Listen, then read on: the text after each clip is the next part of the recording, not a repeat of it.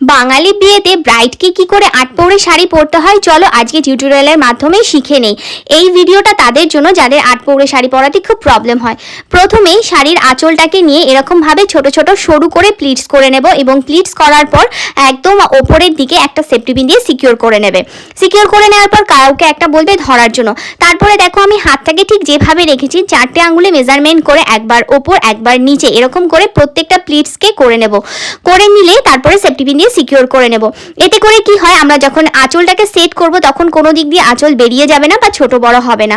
Pleats যত সরু হবে শাড়ি কিন্তু তত পরানোটা দেখতে সুন্দর লাগে। তো দেখো আমার প্লিটস করা কমপ্লিট হয়ে গেছে। এরপরে মডেল বা তোমার ব্রাইডের হাইট অনুযায়ী তুমি কিন্তু আঁচলটাকে এইভাবে দেখে মেপে নেবে। স্ট্যান্ডার্ড সাইজ হলো যে মডেলকে দাঁড় করিয়ে ফ্লোর টাচ করিয়ে আঁচলটাকে সিকিউর করে দেবে সেফটি পিন দিয়ে। আর বাকি যে পার্টটুকু ছিল কোমরে কতটা কাপড় তুমি গুজবে সেই অনুযায়ী কাপড়টুকু ছেড়ে বাকি যে পোর্শনটা থাকবে সেই পোর্শনে তুমি ছোট ছোট করে কুচি করে দেবে। কুচির পরিমাণ যত বেশি হবে শাড়িও কিন্তু বেশ ততটাই সুন্দর লাগে দেখতে।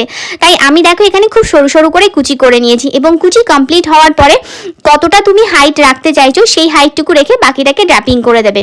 কাঁধে সেফটি পিন দিয়ে সিকিউর করার পর যে পার্টটুকু ছেড়ে রেখেছিলাম সেটাকে আমি কোমরের কাছে ড্র্যাপিং করে দেবো।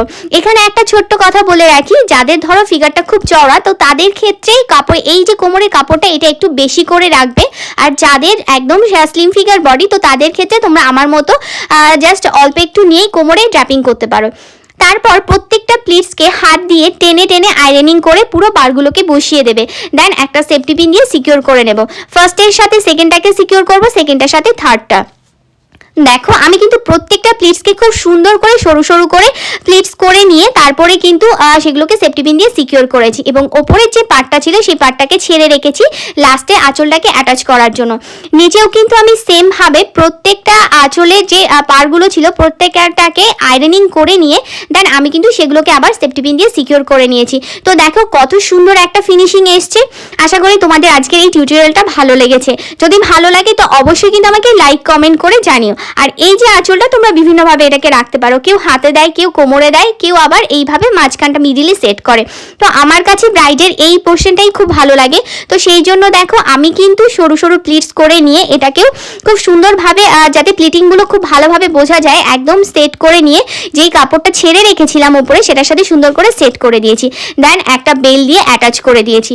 বেল দিয়ে অ্যাটাচ করার ক্ষেত্রে তোমরা একটা জিনিস মাথায় রাখবে, কখনো শাড়ি যে প্লিটসে আছে তার ওপর দিয়ে দেবে না, অলওয়েজ চেষ্টা করবে তার ভেতর দিয়ে দিতে, তাহলে এরকম একটা সুন্দর গর্জিয়াস লুক লাগবে।